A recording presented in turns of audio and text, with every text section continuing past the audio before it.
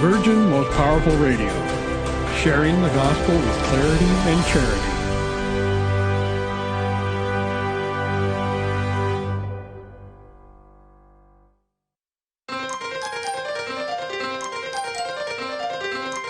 And now, Virgin Most Powerful Radio is pleased to present Hands-On Apologetics with renowned Catholic author and apologist, Gary Michuta.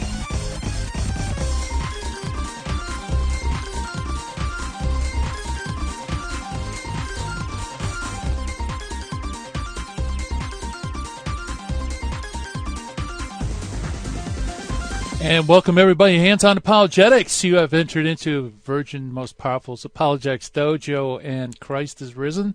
Welcome back, everybody. It's great to be with you, and hope everybody had a happy and holy Triduum and a blessed Easter Sunday. And, we're back in the dojo again, to do this thing we call Hands-On Apologetics, where we learn how to share, defend the faith with clarity, charity, and confidence. Got an awesome show in store for you today because our good friend John Derosa is going to be coming back in the dojo. He hasn't been on in a while. John is the webmaster of classicaltheism.com, and he has incredible programs if you really want to get into the meat and potatoes, especially atheistic apologetics, but also he's expanded into Christian apologetics, even Catholic apologetics. He's going to be joining us to talk about the subject of an upcoming book put out by Catholic Answers Press that I am just overjoyed that they picked this up and they're going to publish it. The title is One Less God Than You, and how to answer the slogans, cliches, and fallacies that atheists use to challenge your faith. And we're going to be talking about those on the other side of the break. So it's going to be fun to have John Derosa in the dojo. Also, we have our Finding the Fallacy, which today's fallacy, by the way, is the inflation of conflict fallacy. And we also meet an early church father who is Hermas. A very, very early church father that I think practically no one outside of apologetic circles or patristic circles knows about. So we'll learn about the shepherd of Hermas and who Hermas was on this side of the break. But nevertheless, let's give our shout-outs. I want to welcome all of you watching live stream on Facebook and YouTube. Hello, everybody. Happy Easter. Also, I want to welcome all of you listening on radio around the country and around the world and via podcast. We appreciate that. And as always, you can get the podcast through the handy-dandy phone app, Virgin Most Powerful phone app, or, also our flagship website, which is virginmostpowerfulradio.org. And thank you so much, everybody. I want to thank everybody, too, for subscribing to the Hands-On Apologetics channel on YouTube and also just sharing the program with friends. We really appreciate it.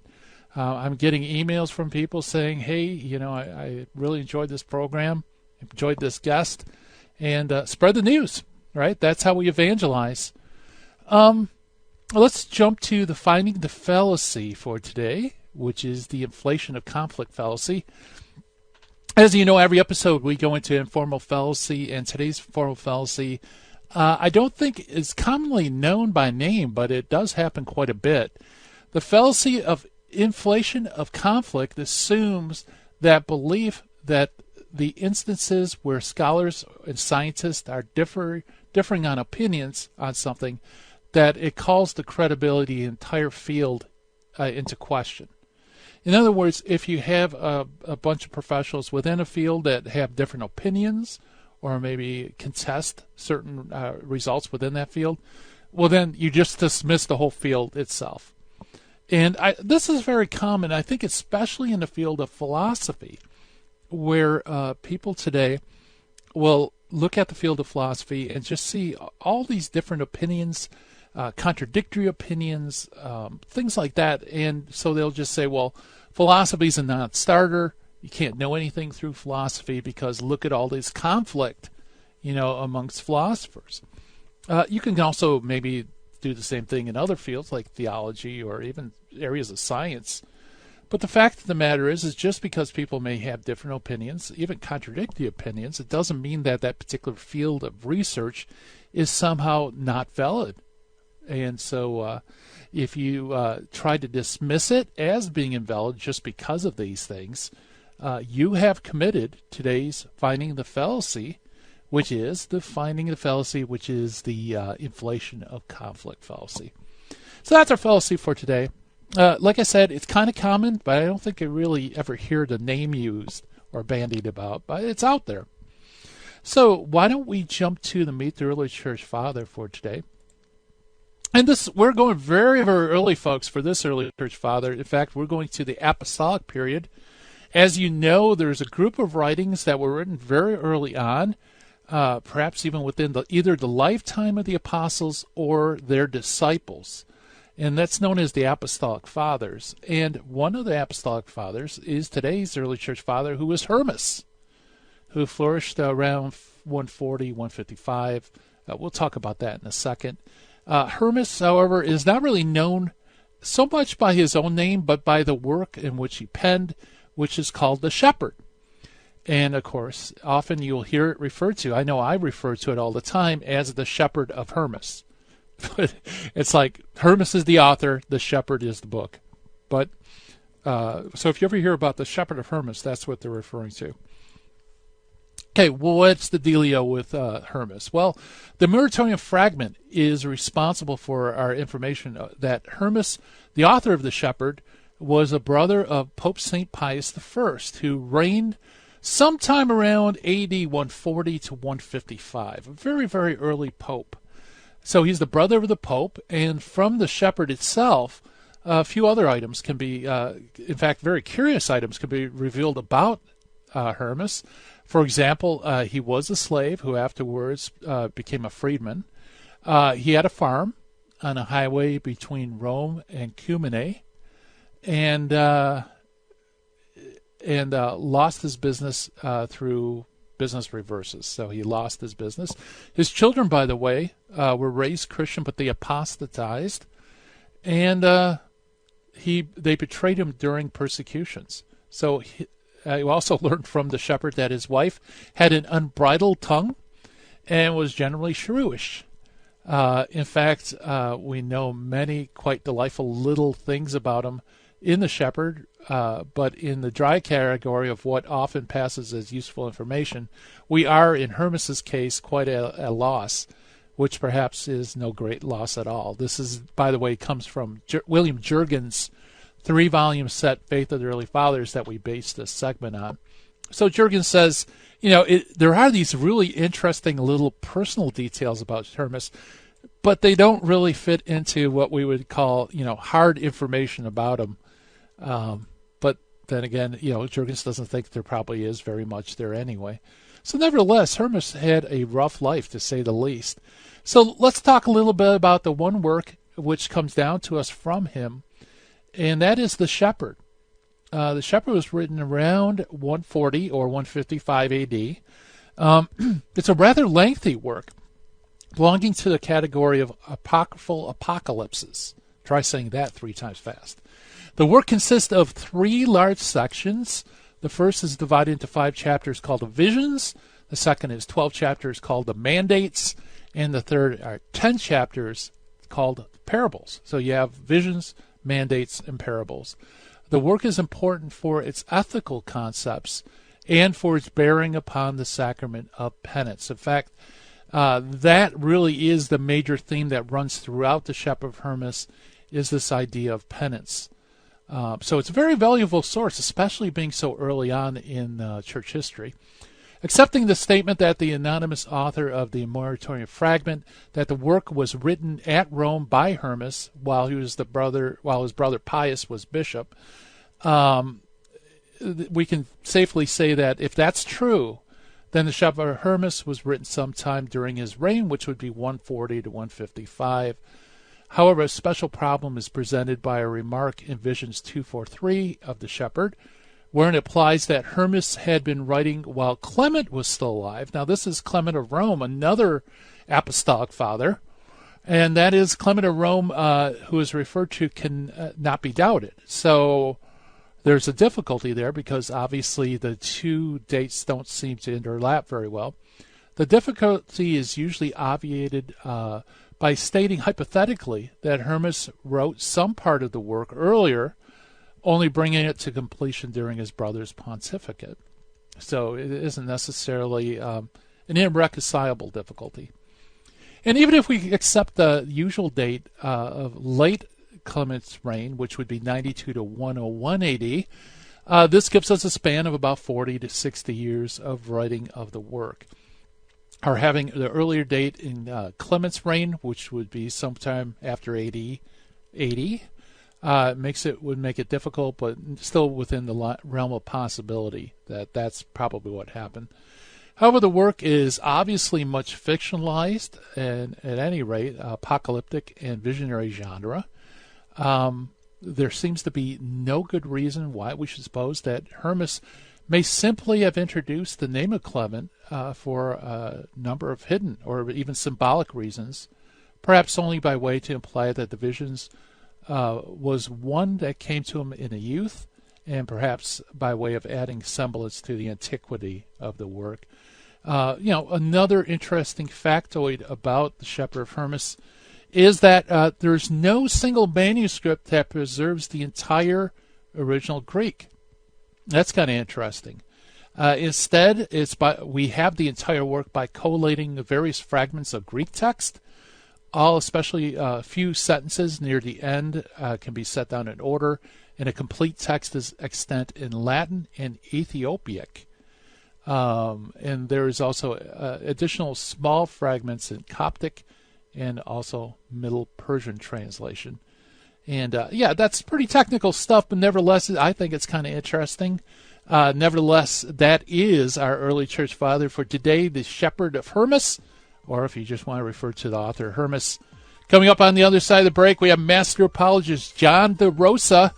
We're going to be talking about his upcoming new book, One Less God Than You, from Catholic Answers Press. Yeah, it's going to be lots of fun. Stay tuned, folks. You're listening to Hands On Apologetics. We'll be right back.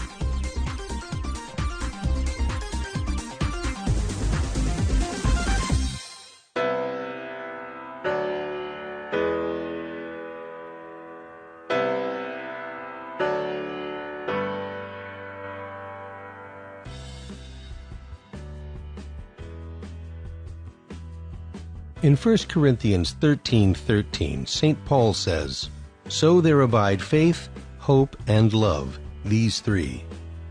According to St. Ignatius of Antioch, faith is the beginning and love is the end. And God is the two of them brought into unity. Then comes everything else that makes up a Christian. May God grant that we may attain all the virtues that make for authentic followers of His Son.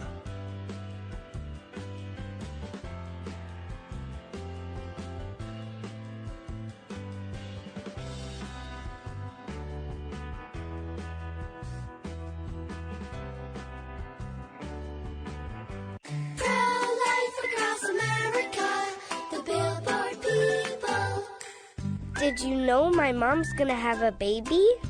She is? Will it be a boy? Or will it be a girl? We don't know yet, but we heard the heartbeat and my dad said this is gonna be someone very special. You mean like being a president? Or maybe a doctor? Well, probably maybe like a singer or dancer, I think. Hello, my name is Marianne Koharski. I'm the director of Pro-Life Across America. We know that every baby is a miracle and has the potential to do great things. If you know someone who is pregnant or in need of alternatives or assistance, or would like to support the work of Pro-Life Across America, please call 1-800-366-7773 or visit our website at prolifeacrossamerica.org. Pro-Life Across America is non-political and totally educational. Pro-Life Across America, the Billboard people.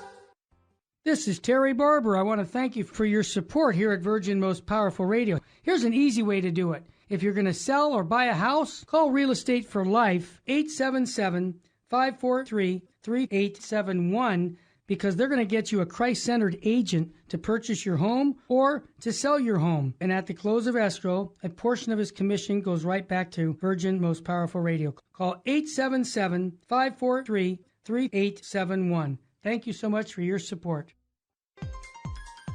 Now, back to Hands On Apologetics with Gary Machuda. If you'd like to join the conversation, call 888-526-2151. Here's Gary. And welcome back, everybody. Hands on Apologetics. You know, here at the Virgin Most Powerful Apologetics Dojo, you know, we're cutting edge apologetics. In fact, today's program, we're going to be talking about the contents of a book that has not yet been released. So talk about cutting edge. And that book, by the way, is you can pre-order it at shop.catholic.com. It's One Less God Than You, written by our guest, Master Apologist John Derosa. John has an undergraduate degree in math education at College of New Jersey and MA in Pure and Applied Mathematics at Mount Clair State University. And, of course, you're familiar with him with not only being on as a guest on the show, but through his excellent website. Check it out, folks, if you haven't, because just incredible interviews that he's conducted over the last few years. It's called classicaltheism.com.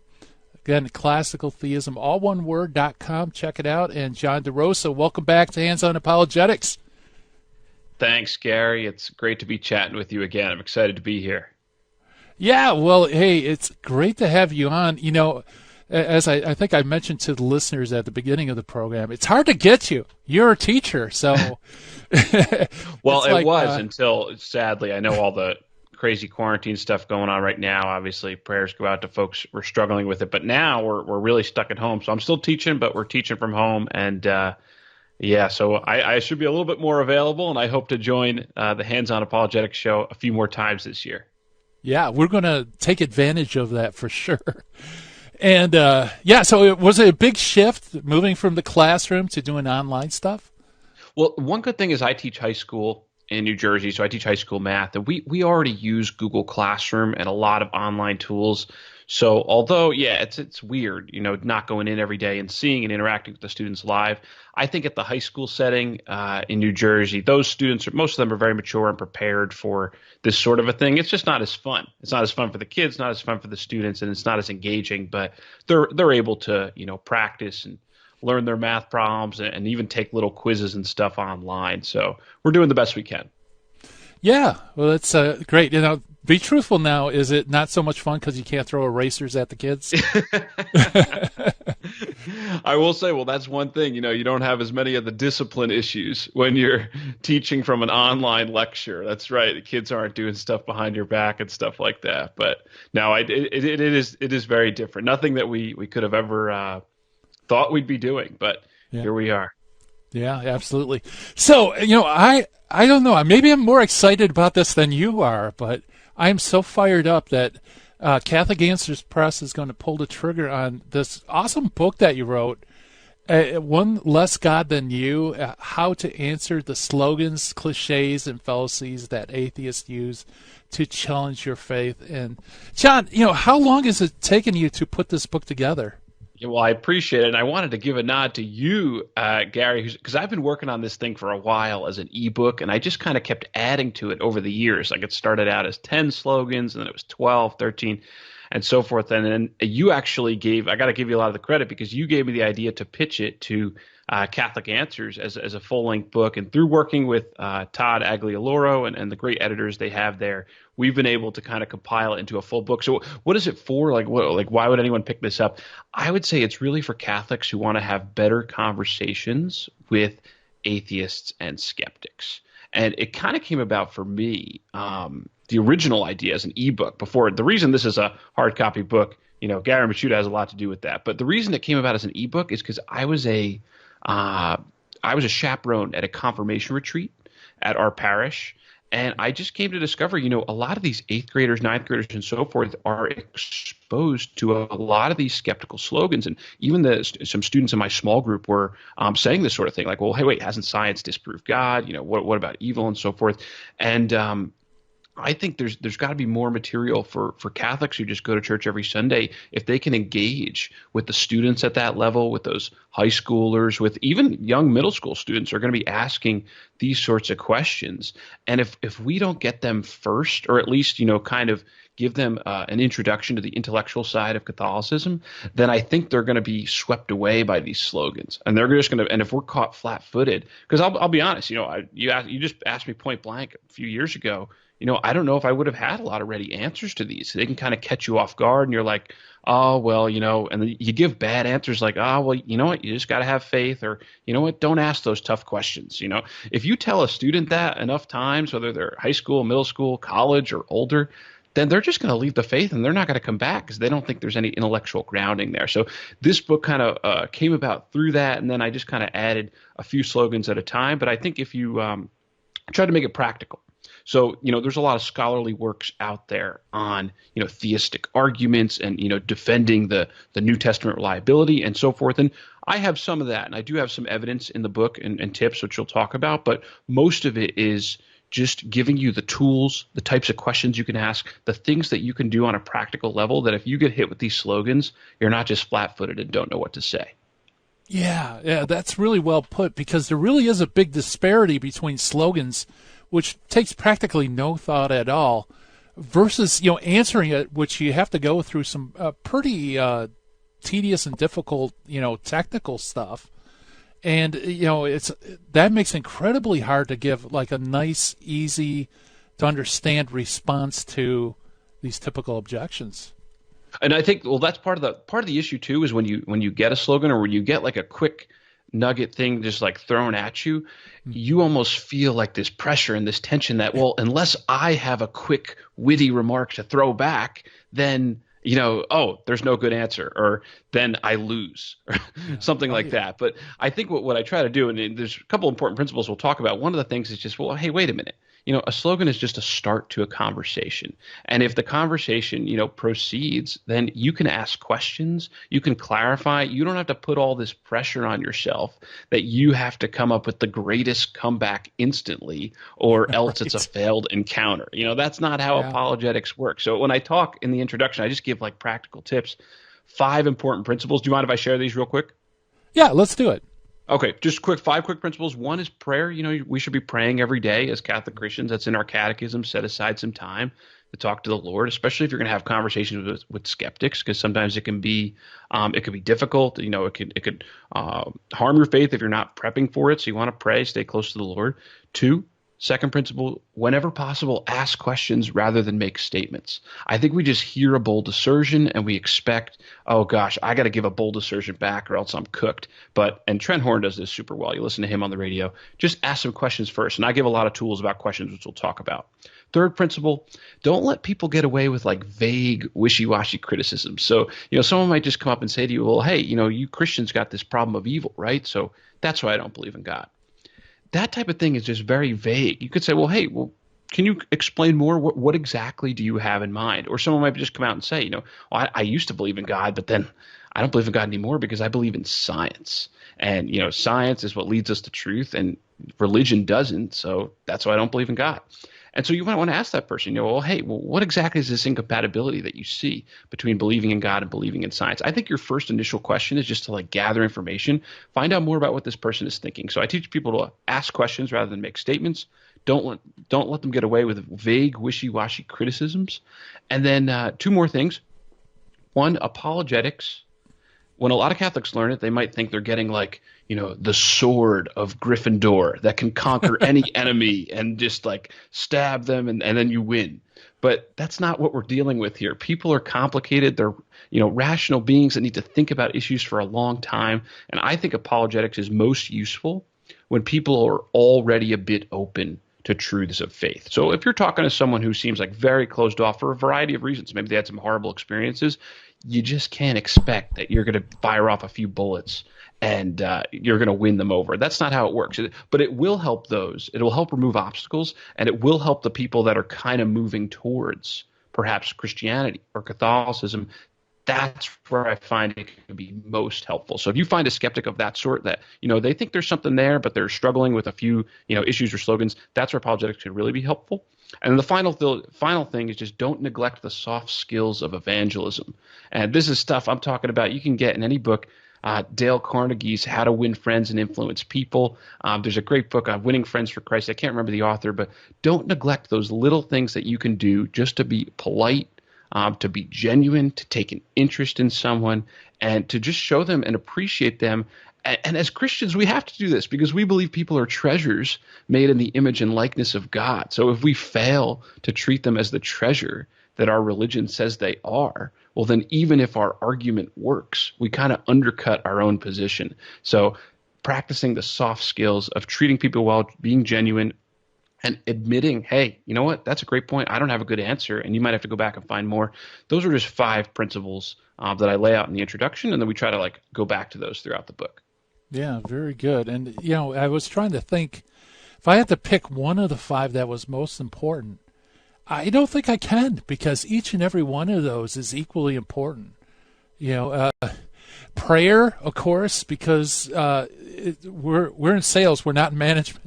We don't convert anybody, right? And then, of course, asking questions, that is so important, because what you want to do is train them to think critically of their own position, right? And you're right. Trent Horn, I think, is among the best at that. And one of the main things I try to do is, because it is hard to just randomly come up with these things on the spot. So I try to give a lot of different questions that you can ask. So we can kick around maybe a bunch of these slogans. And for each one of them, I try to have at least a few questions that you can ask to get the conversation rolling, to find out more about what the person is asserting. And then after you've asked some questions and gathered some data, then that's when you're like, okay, well, have you considered this? And that's when you can offer, a few points from the Catholic Christian perspective to get it going. So, yeah, I'm happy about it, and I really appreciate you helping me to get this published. And I'm happy to go through any of the slogans. If you just wanted to pick a few or talk more generally, we got 20 slogans in the book, and then there's a few appendices where I go through some evidence for God's existence. Yeah, how about on the other side of the break? We'll pick a few, and I'll let you go after them, and then maybe we can have some time at the end of the program, maybe look at a proof. How does that sound? That sounds great. Yeah, very good. Why do you think people don't ask questions? I mean, if someone throws something out at you, sometimes I feel like there's a fear. Yes. That if I ask questions, I'm going to get it even deeper. Oh no, I think it's just generally people are fearful of having discussions and interactions with people who disagree and are from other viewpoints. And I think when we hear a disagreement, it almost feels like an attack. And I'm with you on that. You almost feel it I don't really know the anatomy that well, but even one time I was talking with a priest, and he's like, sometimes the reasons we sin and we fall short is our limbic system, and we're not fully in control of ourselves. We get in we have these emotional responses. But what we can do is we can kind of train ourselves to, hey, take a step back. We love God, we love Christ, we're committed Catholics here. Is this person saying something that's true? If it's true, then we got to take it seriously.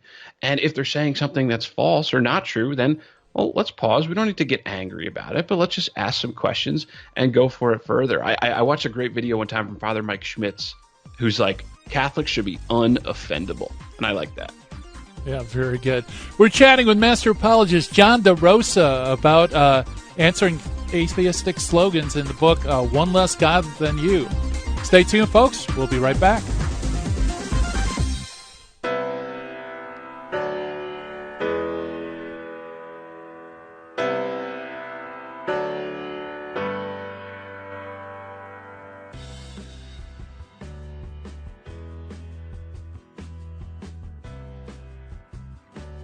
Hebrews 11:3 says, "By faith we come to understand."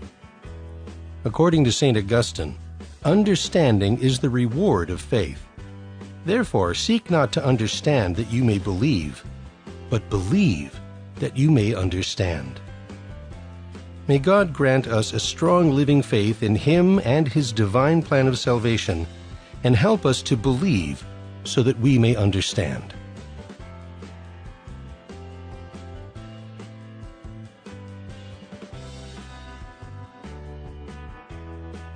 Attention VMPR listeners. We've talked at length about the attack on our youth through popular culture and media, but what if I told you there was someone trying to make a difference?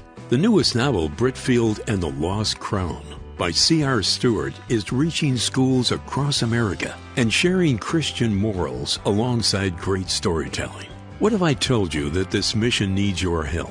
To reach more children, Britfield and the Lost Crown need funding for their ongoing book tour. If you're interested in making a difference, if you're interested in buying the book, or are curious and want more information, go to BritfieldInstitute.org. That's BRITFIELD Institute.org. Or email media@britfield.com.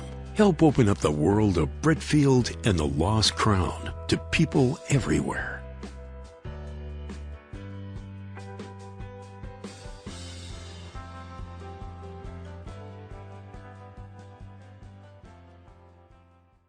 Buying or selling your home or your business property? This is Terry Barber. Real Estate for Life underwrites the Terry and Jesse Show. And they can connect you to one of 900 pro-life real estate agents around the world. And when they receive their referral fee, they will give 80% of it to a pro-life organization. Wow! That's 80%! realestateforlife.org, 877-LIFE, US 1. Now, back to Hands-On Apologetics with Gary Machuda. If you'd like to join the conversation, call 888-526-2151. Here's Gary. And welcome back, everybody. Hands-On Apologetics. We are chatting with Master Apologist John Derosa about atheist slogans and his upcoming book, One Less God Than You. Go to shop.catholic.com. You can pre-order it. And also, you know him through classicaltheism.com, where John interviews like some of the best people, teachers in philosophy about really some hard-hitting issues and really boiling it down very nice, John. That's one thing I love about your website is you take the time for links, for other material, and you ask great questions.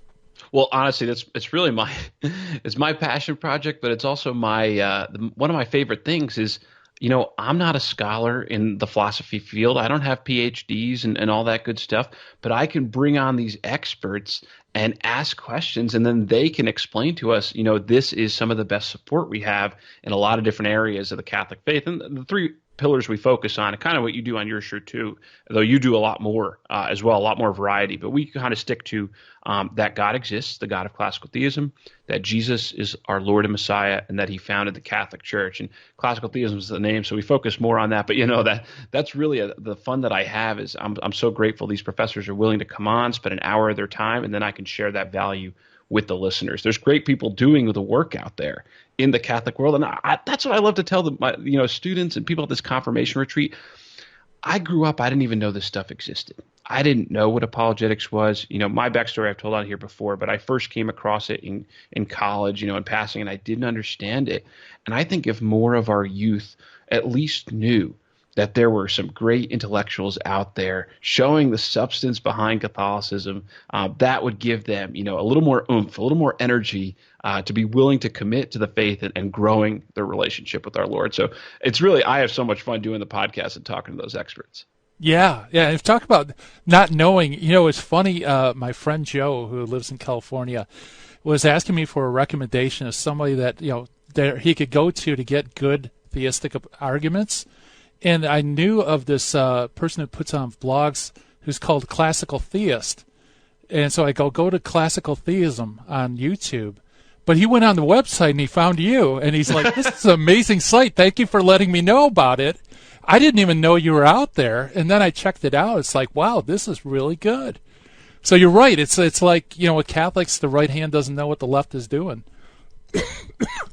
John, before we begin with the slogans per se, you divide slogans into groups, and I'd love to talk to you about why you categorize it. You have popular slogans, serious slogans, slogans about faith and evidence, and miscellaneous slogans. How did you come up with that pecking order? Yeah, that's a good question. I originally didn't have it when it was only 10 slogans, but as they started growing, I kind of realized, I'm like, all right, these are the ones that everyone's going to hear at some point. And so the first 5 I put up as the popular ones, because those are just going to be the most common, that you better have something to say for these, because you're going to hear them pretty often. So that's how I came up with popular slogans. And I'm like, all right, what other categories do we see here? And that's when I realized, all of these can be put into slogan or cliche form, but some of them are actually referring to a serious argument. And that's where we get the serious slogans from. And they although they can be boiled down to like a little nugget that's flinged at a theist or at a Christian. They actually do have folks, who are very skeptical, or atheists who are defending those arguments in debates and so forth. And so those need to be taken a bit more seriously. We're going to have to do some more study to answer those. They don't just have quick, superficial answers. So those are the serious slogans, and there's 4 of those. And then the other category is you're going to come across people who just hate the concept of faith. And a lot of times, we'll talk about it, but it has to do with a diminished understanding of what faith is. But a lot of people, I think, become skeptics or atheists, or maybe originally walk away from the faith because they have a misunderstanding or a deficient understanding of what faith is and what it means. So I have 3 slogans in there that are kind of related to that idea of, well, what is faith? What is evidence? And things are going to get asked about there. And then at the end, I just have a bunch of miscellaneous that can be everything from something more serious, like people say all the time, and Richard Dawkins uses this in his new book, well, hey, wait a minute, you're just a Christian by geographical accident. If you were born in Saudi Arabia, you'd be a Muslim. There's no reason for you to be a Christian. And then there's like the less serious ones, like, well, if we burned all the if we burned all the religious books, if we just like burned them all and erased them from the face of the earth, then none of it would come back. But if we burned all the science textbooks, well, then all of those would come back. That's, I think, a very superficial slogan, but it's been used by Ricky Gervais in an interview with Stephen Colbert. So for each of these, I actually cite a source of where I've seen people using this slogan in some formulation or other. But that's kind of the category. Popular, you're definitely going to hear it. Serious, there's some substantial work there you're going to have to do. And then faith and evidence, and then finally miscellaneous. Yeah, very good. Yeah, that's I love the way you organize that, because that's very helpful. That not all slogans are alike. Right. Some are more for shock value or just to get you thinking. Others, actually are more preambles to a much deeper argument. So yeah, good stuff. Well, you know what? You brought up geographical location, and if you were born in Saudi Arabia, you'd be a Muslim. Why don't we start there? How would you answer that? No, that's a great one, and it causes you to think and reflect. And if you've never heard it before, you might be like, oh shoot, how do I answer this? But then I learned of a good question that you could ask someone to kind of turn the tables, or at least get them thinking more about the argument. And the question that you can ask someone is this: well, hey, I have to ask you, do you believe in equal rights for all human beings? Do you believe in equal rights for men, for women, for those with same-sex attraction or homosexuals, however you want to put it? Do you believe in equal rights for these folks? And of course, they're going to say yes, right? No one wants to deny, believing in equal rights or diminishing other people, especially in this context. But then you could pose that same question back to them. Well, hey, if you were born in Saudi Arabia, then you wouldn't believe in equal rights, because not everyone has equal rights there. Or if you were born in a different time and place, you could put it even more broadly than equal rights. You could say, if you were born in a different time and place, you probably wouldn't be a secular skeptic. Atheism is relatively new. What if you were born, 1,000 years ago in a different country? You would probably be a theist. So does that mean secular skepticism is false? And what those questions are designed to do is just to show that this slogan doesn't actually prove any important point. One can't invalidate a belief simply by citing geographical or cultural pressures. Rather, you got to consider the reasons or evidence behind the belief and whether you think it's true. So, asking that point, well, hey, if you were born in Saudi Arabia, you probably wouldn't believe in equal rights. What do you think about that? And then they have to respond. They're like, well, no, maybe I wouldn't, but I should believe in equal rights. And then you can ask, well, okay, well, why should you? And that's where they can get into the reasons and evidence. And for the same reasons that we can say, okay, there's all these kinds of geographical and cultural pressures, but what we really have to look here is, are there good reasons to be a Catholic Christian? Are there good reasons to believe in God, to believe in Jesus, and to believe in the Catholic Church? And if there are, then we should be Catholic regardless of whatever geographical or cultural pressures there are. So what this slogan does is it kind of gets away from the question of truth and focuses more just on circumstances. And so what we want to do is bring it back to the question of truth. And, what are the reasons here?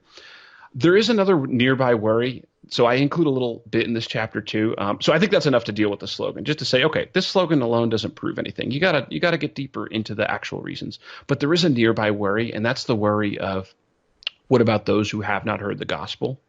So what about those who have not heard? They might be worried that, these geographical cultural accidents, because of that, some people just aren't going to get the correct truth about religion, and they're going to be unfairly punished because of that. What do you say to that? So that might actually be a background worry that they have that's not explicit in the slogan. So if that is their worry, I also address that in the chapter. And I just give two ideas.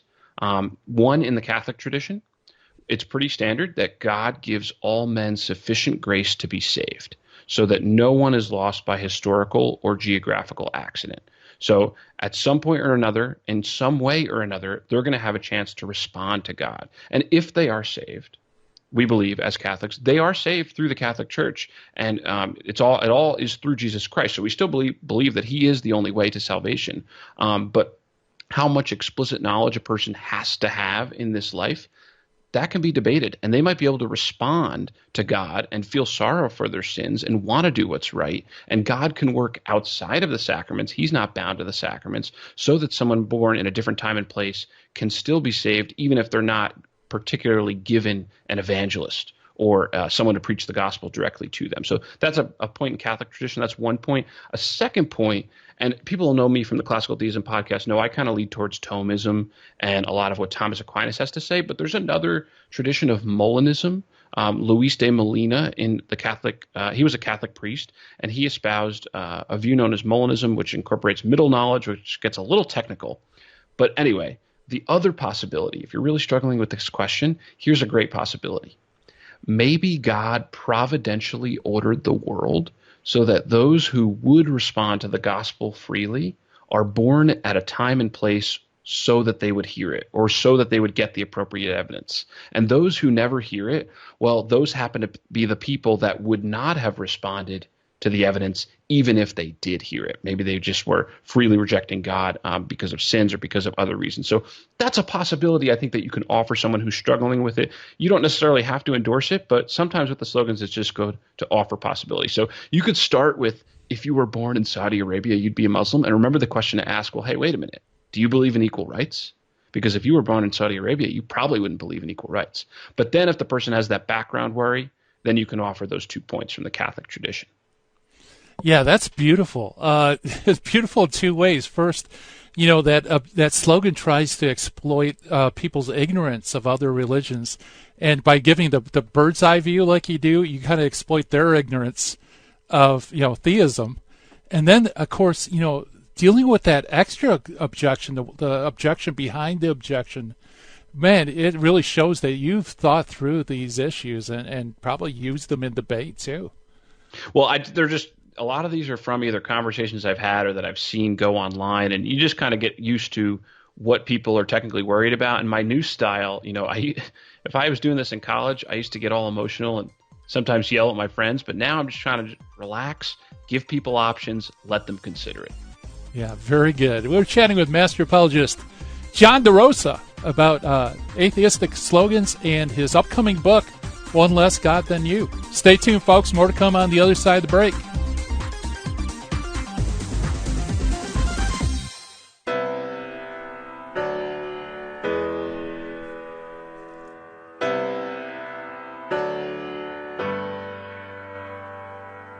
Welcome, Daniel. You're on the line. What's on your mind, brother? Hi, I just wanted to share a testimony about Virgin Most Powerful Radio. I had a buddy at work who, he's a lukewarm Catholic guy, and I wanted him to start listening to the Terry and Jesse show, so I kept telling him to download the app, and he kept putting me off. So one day, I grabbed his phone and I downloaded the app for him. I went on vacation, and I kept telling him to listen to it. He was kind of put me off. I came back from vacation. He comes to my cubicle, and he says to me, "Hey, man, I've been listening to Terry and Jesse's show, and it's great." And it's made a big impact in his life. The guy, he's going to weekly adoration a couple times a week. He goes to the Mass in the morning. He's an on-fire Catholic, and he promotes the Terry and Jesse show on the Virgin Most Powerful Radio. Daniel, what a testimony. And I want to encourage our listeners to get those cards by going to virginmostpowerfulradio.org and do what Daniel's doing. Go out and spread the faith by inviting people to listen to Virgin Most Powerful. Daniel, thanks for your testimony, brother. God love you. You're welcome.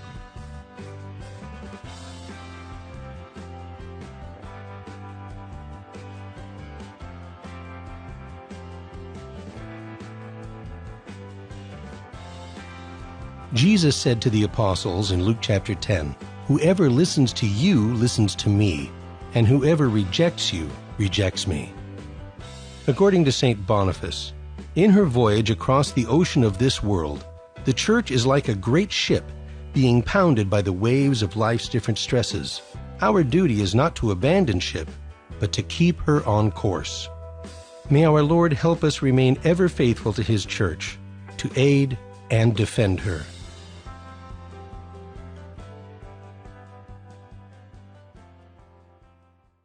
Buying or selling your home or your business property? This is Terry Barber. Real Estate for Life underwrites the Terry and Jesse Show. And they can connect you to one of 900 pro-life real estate agents around the world. And when they receive their referral fee, they will give 80% of it to a pro-life organization. Wow! That's 80%! realestateforlife.org, 877-LIFE-US1. This is Jesse Romero. You're listening to Hands On Apologetics with Gary Machuda on Virgin Most Powerful Radio. And welcome back, everybody. We are chatting with Master Apologist John Derosa about his upcoming book, One Less God Than You. And John, I was checking out the chat room in YouTube during the show, and Colin pointed out, great stuff, deep but vital. And your book, I think we needed it years ago. This is long overdue because, man, this is so practical and it's so common too. No, I agree. And I think if I just kind of imagine, and by the way, deep but practical, you check out the podcast and we're getting to some deep waters where sometimes it even goes over my head. It goes over my head with some of these technical experts. But that's the fun part of it, is even if you got something deep and you don't get it the first time, try to boil it down to one or two points you could use in conversation. I got that great tip about homilies, because you sometimes you listen to a priest sometimes, and even in college, like I would try to go to mass, and in college I would try to go to daily mass sometimes too. And it just sometimes goes in one ear and out the other. You forget it. I'm like, oh man. But if you can, I got a tip. I think it was from a priest. Just try to remember one or two things. Boil it down after it's over. What's one or two things you can remember? Keep that in your heart and you can use it. And kind of similar with, that's kind of what I try to do with apologetics. I find one or two useful bits here or there, and hopefully I can incorporate into something that's useful to folks. And I will say in this book too, I have like some endnotes and footnotes with links for people who want to go further. So typically the chapter, it's not going to be super long. It might be 5 to 7 pages on a slogan. You could read it pretty quickly in one sitting, maybe 5 or 10 minutes. But then if you really want to go deep into that, I'll have some references for you. Yeah, very good. And that is so important too. Just to know the resources are out there, and also know that this book isn't going to be heavy duty, because theistic apologetics, well, it's pretty dense. It's hard reading, and a lot of us just don't have the time or the inclination or the expertise to go through that.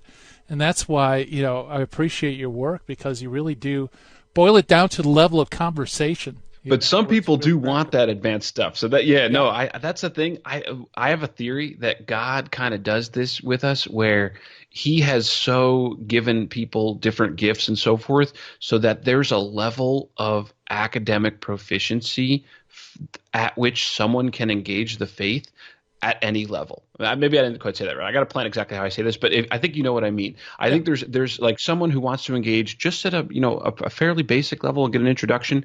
There's people who do that. Someone who wants the intermediate stuff, there's people who can do that. And then for someone who's like, a scientist, a physicist who's been studying questions for 2 decades, and they really want to know, what's the strongest stuff, there's people who can meet that. And so that's kind of like one of the great exciting parts about apologetics, is there's all those different people in the field. That's great. Yeah, that's my view too.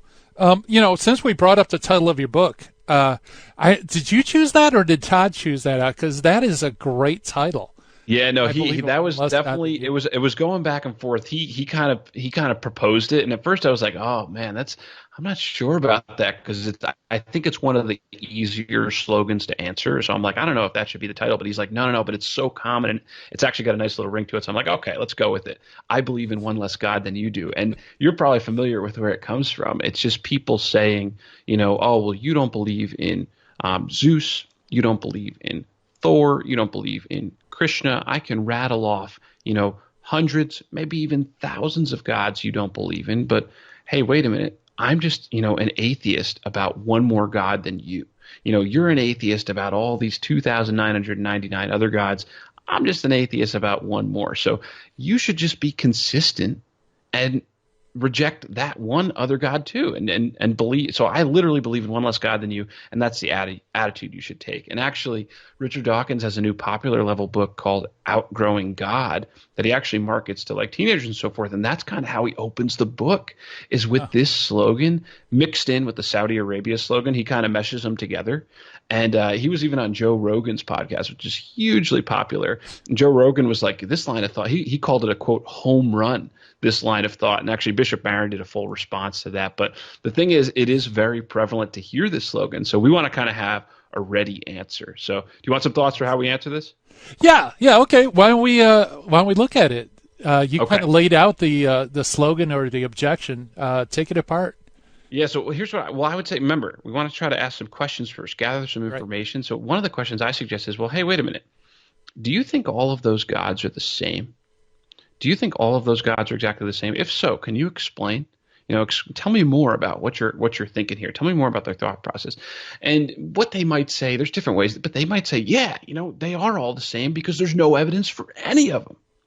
And in that case, the slogan that they're using, it actually refers back to the chapter 1 slogan, like there's no evidence for God's existence, which we deal with first. And to that question, I think you just have to kind of ask them, well, hey, wait a minute, what's the best evidence you've ever heard? And what do you think there's wrong with it? What do you think's wrong with it? That's kind of like the first chapter 1 question, I call it, because you want to find out what this person has studied. And the reality is, you can even ask this. You could say, is it really plausible that there's no evidence when many professors and highly trained scholars have written peer-reviewed articles defending arguments for God's existence? Is it really plausible that there's no evidence, or maybe there's some evidence and you just don't think it's very good? So tell me more. What's the best evidence you've seen, and what do you think is wrong with it? So I think that's kind of the first worry you got to get out of the way. They think that all gods are the same. Maybe. This is just a thought, but it's a possibility. They might think all gods are the same because they think there's no evidence for any of them. So that's kind of the first thing we got to ask. Like, why do you think all gods are the same? The second thing I would ask is this. And actually, it's not really a question. This one is a scenario. So sometimes in the book I give questions. Sometimes I give examples or scenarios that you can pose. And this is just kind of one I thought up. Actually, Pat Flynn, too, enhances this. Pat Flynn, a guest you've had on the show, who is really philosophically minded and knows the arguments well. He says this, suppose a crime is committed, a particular crime, and you can tell this to the person, like a diamond necklace is stolen. Okay, and we know that a diamond necklace has been stolen from someone. The police round up a bunch of different subjects. Okay, they're like, okay, this person is a suspect. Now, could have been them. They had an alibi. They're like, all right, let's question suspect number 2. Now, can't be them. Question suspect number 3. Now, they got an alibi. And they end up ruling out a bunch of different suspects. And so then they're like, well, hey, wait a minute. You can ask the person, would it be appropriate to think that there's no culprit because so many have been dismissed? Would it be a logical conclusion like, well, I guess there is no criminal after all because these other 3 didn't end up to be the thieves? Would that be a logical conclusion? And I think we have to say, well, no, it doesn't really follow. Just because you have misidentified the suspect doesn't mean that there's no true suspect. And so the principle I kind of boil this down to is lack of evidence for some gods does not mean that there's no evidence for any god. And that's kind of the first initial point. And then you go deeper in the chapter, and you probably know where I'm going with this, because I love classical theism, and the God of classical theism is not like the finite, emotional, mutable gods of some of these other religions. So when you look at the ancient Roman mythology and Greek mythology and so forth, those people, they're having like squabbles over who's with who romantically. They're having, they're flying off the handle, getting angry, doing all kinds of stuff, copulating and all this. And the God of classical theism is not like that. When we reason to God, we reason metaphysically. That he's the metaphysically necessary foundation of all reality. And perhaps we can close off. I can give a sketch of the third way of St. Thomas Aquinas. But the idea behind that is this: even if there's no evidence for a finite, mutable God who flies around in the sky and hurls lightning bolts. That doesn't mean that there's no evidence for, the necessary being who grounds all reality, who is the best explanation of the fine-tuning and beginning of our universe, who is the best explanation for some of our objective moral values and reason itself. We can even argue that way. And ultimately, with Aquinas, who is pure being itself, it turns out the God of classical theism is just in a different category. So those are some of the points that I would make. First, ask them, why do you think, or do you think all gods are the same, and why?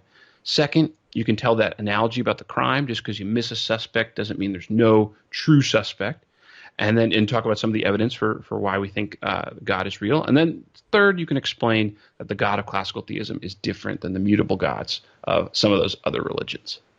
Yeah, very good. Well, we have maybe 3 minutes or so. Do you think you could maybe go through one of Aquinas' ways just to show how you could get to that?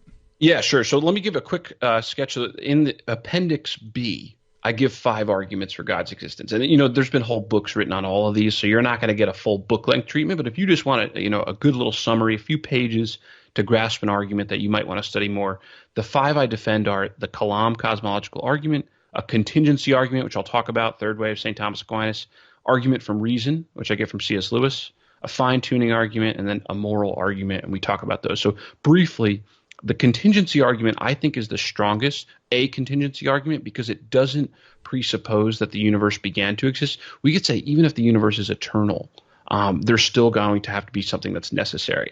And I'll refer listeners to the episode you did with Dr. Robert A. Delfino, because in this summary, I actually follow closely his take on St. Thomas Aquinas' third way. And it goes like this. You distinguish between possible beings and necessary beings. And then it turns out you don't even have to agree that there's a necessary being. Just distinguish those two ideas.